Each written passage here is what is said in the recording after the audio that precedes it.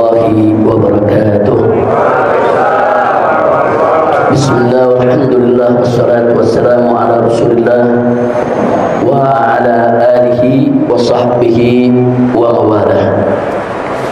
Ahiba'il kiram, في هذا المسجد المبارك لا أنسى أن أوصيكم جميعا ونفسي بتقوى الله وبطاعة رسول الله صلى الله عليه وسلم. فنسأل الله سبحانه وتعالى أن يهدينا إلى صراطه المستقيم ويجعلنا من المتقين ويدخلنا جنته جنة النعيم بحق سيد المرسلين والحمد لله رب العالمين. تقبل الله منا ومنكم فتقبل يا كريم. Kepada segenap pengurus maupun jamaah daripada Masjid Al-Barakah yang sangat kita cintai dan semoga senantiasa dirahmati Allah Subhanahu wa taala. Kunjungan saya pada kesempatan hari ini tidak lain dan tidak bukan untuk bersilaturahim dengan segenap pengurus maupun jamaah daripada Masjid Al-Barakah. Karena Masjid Al-Barakah ini bagi saya memiliki nilai sejarah tersendiri. Dulu dari sejak saya masih kecil, saya tinggal tidak jauh dari Masjid Al-Barakah ini bersama saya punya kakek, almarhum Al-Habib Alwi bin Muhammad bin Zain Al-Attas. Rumahnya tidak jauh dari sini, di seberang sana, dekat dari perempatan, saudara. Jadi tempat sholat saya ya di sini. Tempat saya belajar menuntut ilmu ya di sini. Dulu di sini banyak habaib dan banyak kiai-kiai, saudara, rutin mengajar di Masjid Al-Barakah. Dulu ada guru saya di sini, almarhum Al-Habib Abdullah Al-Attas Al-Faqih. Jadi beliau juga dulu termasuk pengurus daripada Masjid Al-Barakah ini. Luar biasa, beliau yang mengajarkan anak-anak Petamburan kenal huruf. Beliau yang mengajarkan anak-anak Petamburan ini, saudara, untuk bisa baca Al-Quranul Karim.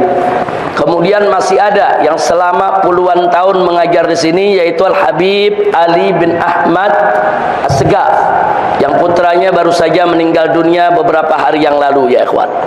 Jadi beliau-beliau ini dan masih banyak guru-guru yang lain yang tidak saya sebutkan satu persatu, dulu di Al-Barakah inilah tempat saya menimba ilmu.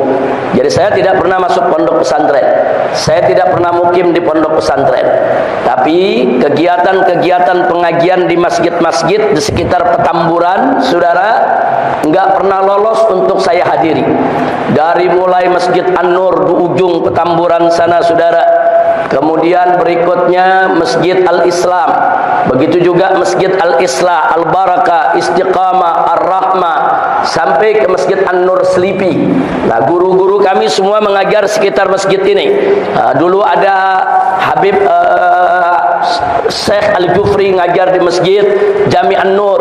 Kemudian masih ada juga Kiai Haji Aminullah yang ngajar di Masjid An-Nur Selipi juga, saudara. Banyak sekali guru-guru yang luar biasa, para kiai dan para habaib yang mengajar di sekitar Petamburan. Dari merekalah saya menimba ilmu, dari merekalah saya mengenal Islam, dari merekalah kita mengkaji berbagai macam ilmu pengetahuan, termasuk Sayyidil Walid Al-Habib Ali bin Abdurrahman As-Segaf dulu rutin ngajar di Petamburan ini, ya ikhwan.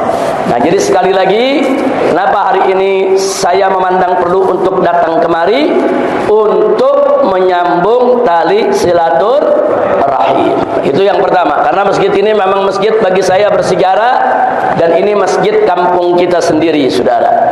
Nah, kemudian yang kedua, saudara, semasa perjuangan beberapa tahun yang lalu, tatkala di Jakarta ini saya bersama para habaib, para kiai menggerakkan umat untuk menyelamatkan Jakarta. Jangan dipimpin oleh orang yang arogan, jangan dipimpin oleh orang yang korup, jangan dipimpin oleh orang yang anti-Islam.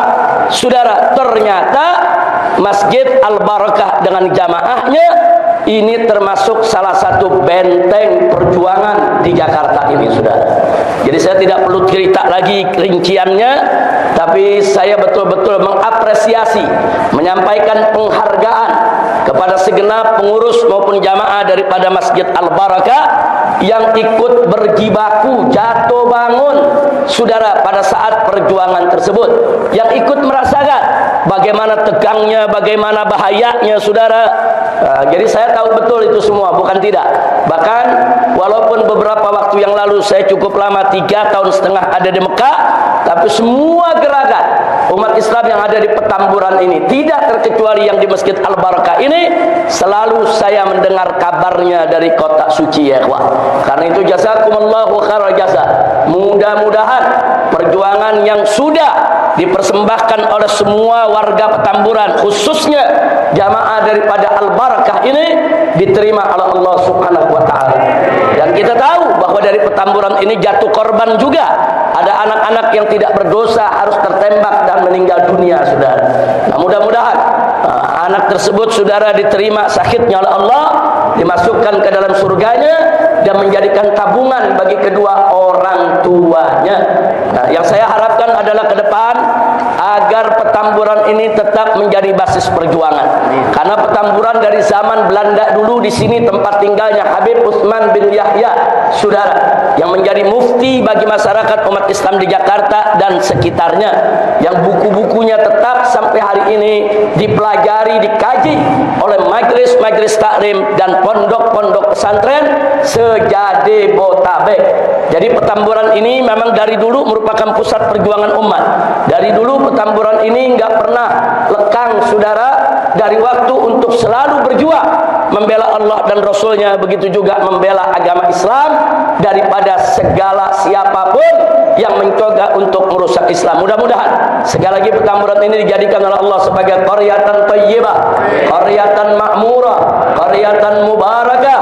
Amin ya rabbal alamin. Nah, pada kesempatan ini singkat saja saya ingin mengajak semua saudara-saudara saya kaum muslimin yang ada di dalam masjid sini atau ibu-ibu kita yang mendengarkan dari rumah sana saudara, yuk mari saya ingin mengajak untuk kita tetap istiqamah dalam perjuangan.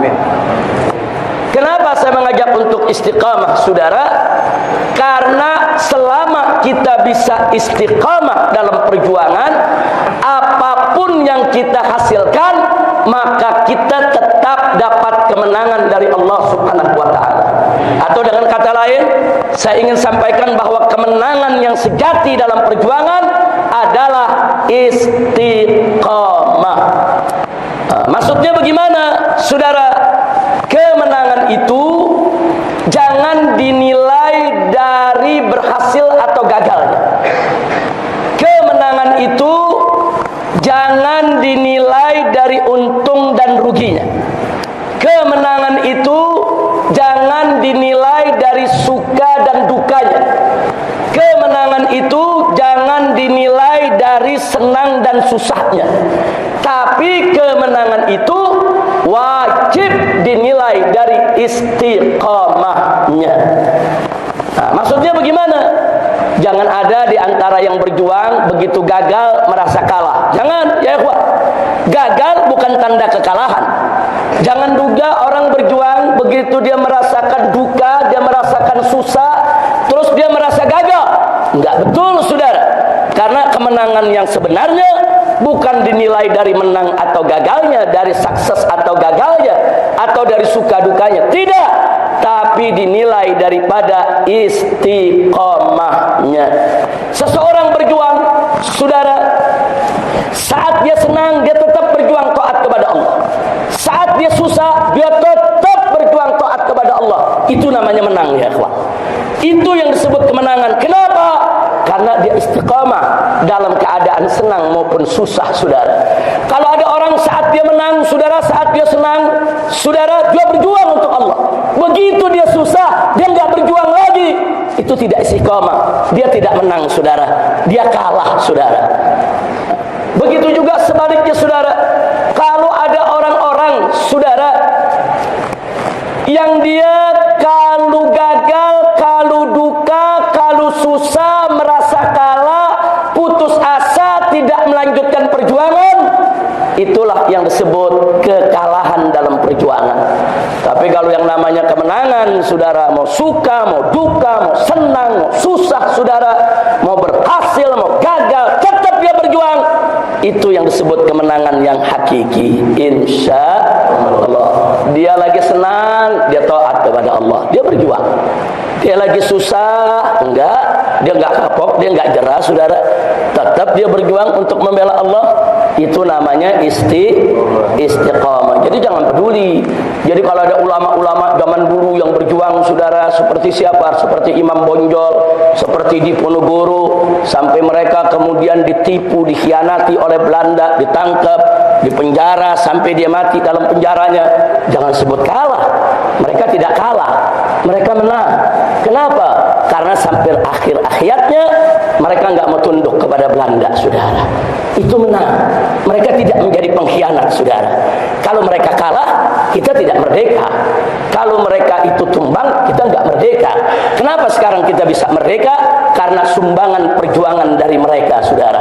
Perjuangan Teku Umar dan Cut Nyak di Aceh, perjuangan kemudian tuanku Imam Bonjol di Sumatera Barat, kemudian ada lagi perjuangan di Ponorogo di Jawa Tengah, kemudian untuk masyarakat Betawi ada perjuangan Kiai Haji Nur Ali, saudara. Semua berjuang dengan suka dukanya, dengan jatuh bangunnya, saudara. Tapi sampai akhir hayat mereka dengan segala suka duka yang mereka rasakan, mereka tidak pernah tunduk kepada Belanda.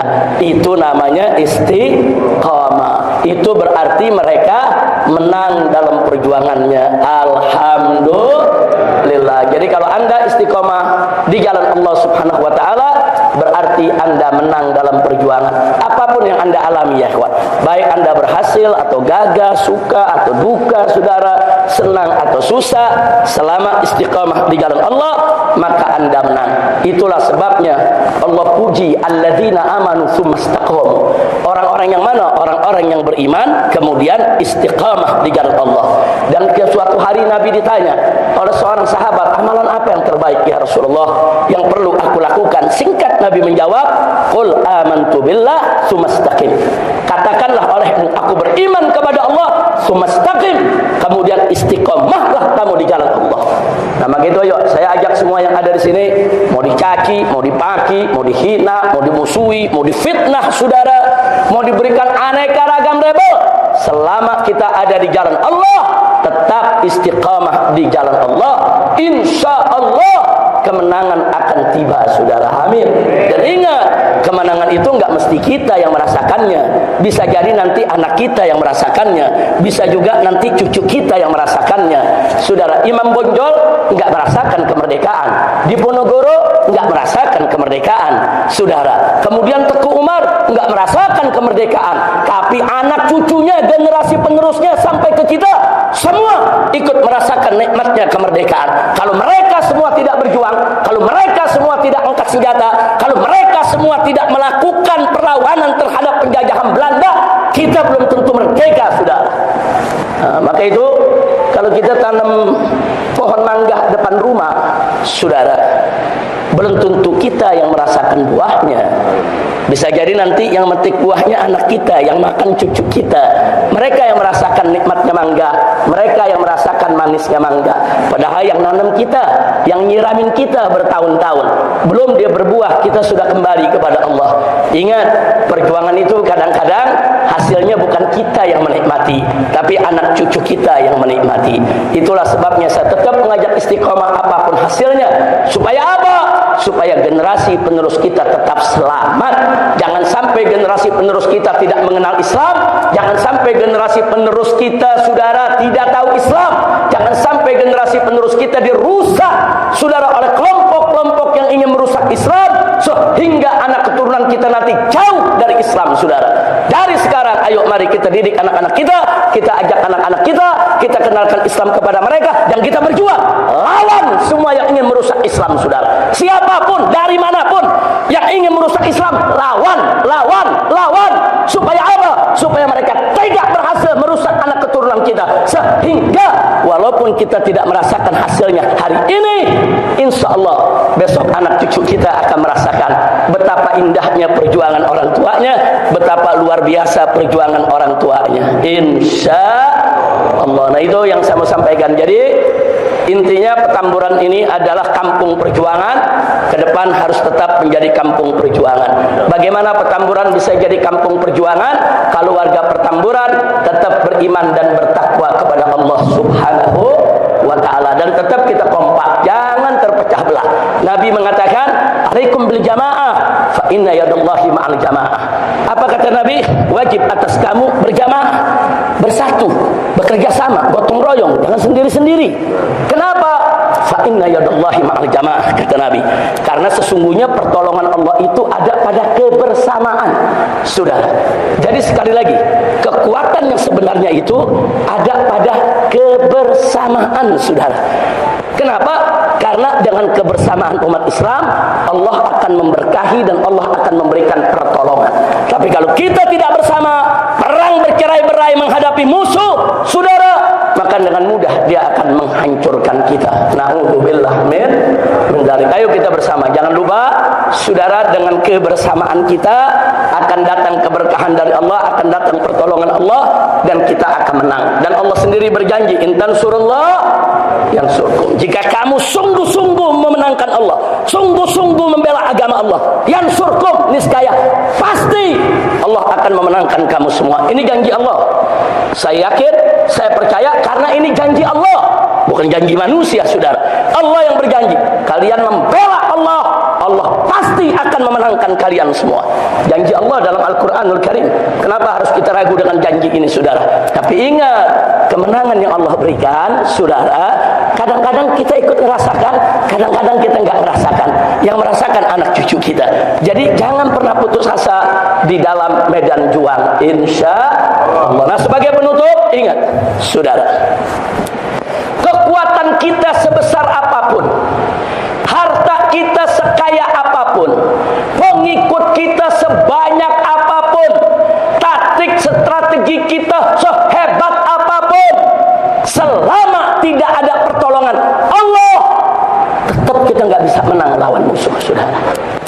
Walaupun musuh itu kecil, dikit, miskin, lemah, kita nggak bakal bisa mengalahkan mereka tanpa pertolongan Allah.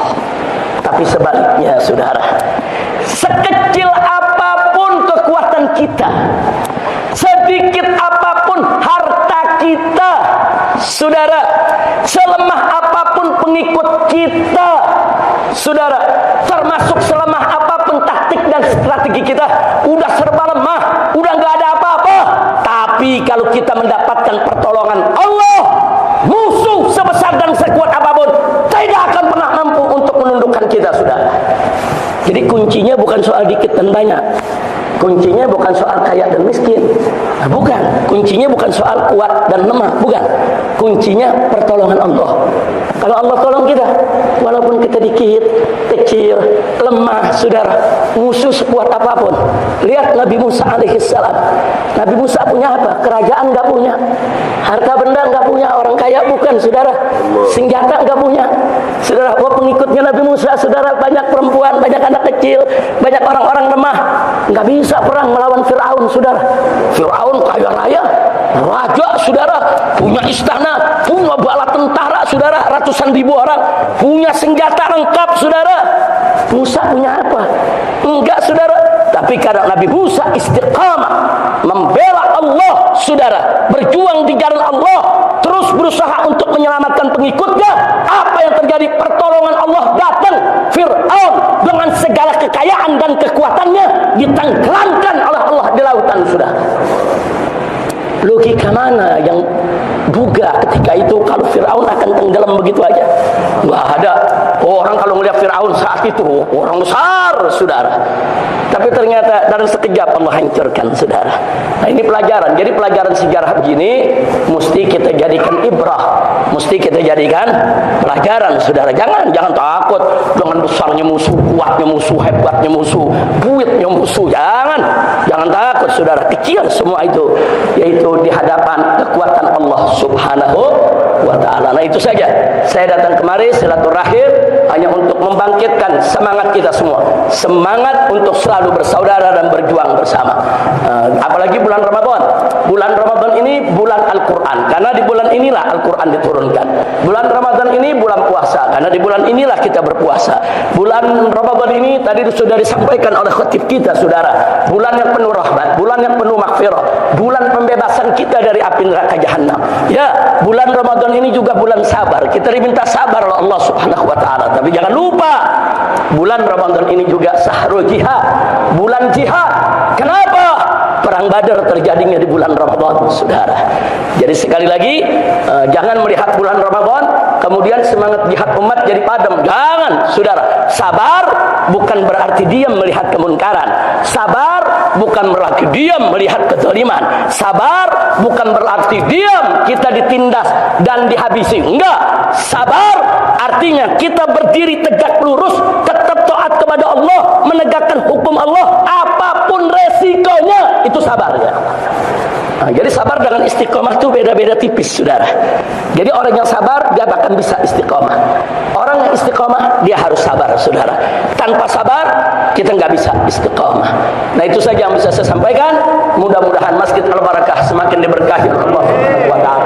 Sesuai dengan namanya Al-Barakah, mudah-mudahan masjid ini pengurusnya, begitu juga yang mewakafkan tempat ini, yang menyumbang pembangunan di sini, begitu juga untuk seluruh jamaah yang sholat di sini, dan seluruh para kiai ustadz baik yang sudah meninggal dunia maupun hidup yang menyumbangkan ilmunya di masjid ini, dan semua yang ikut menjaga daripada kemakmuran Al-Barakah ini, diberikan oleh Allah Subhanahu wa taala umur yang panjang dalam taat dan ibadah, dalam sehat wal afiat, disembuhkan segala penyakitnya, dimudahkan segala kesulitannya, dan dilapangkan rizkinya, dibahagiakan rumah tangganya, dan juga diberikan kebahagiaan dari dunia hingga akhirat. Amin ya rabbal alamin. Nah, kalau pada hari ini kita kumpul di Masjid Al-Barakah, insyaallah kelak kita semua akan dikumpulkan oleh Allah dalam surganya bersama para nabi dan para rasul, bersama para ulama dan aulia, bersama para syuhada dan mujahidin, bersama orang-orang tua kita dan keluarga kita. Amin ya rabbal alamin. Ala hadhihi niyyah wa likulli niyatin salihah. Wa ila hadratin nabiyil mustafa sallallahu alaihi wasallam bisirril Fatihah.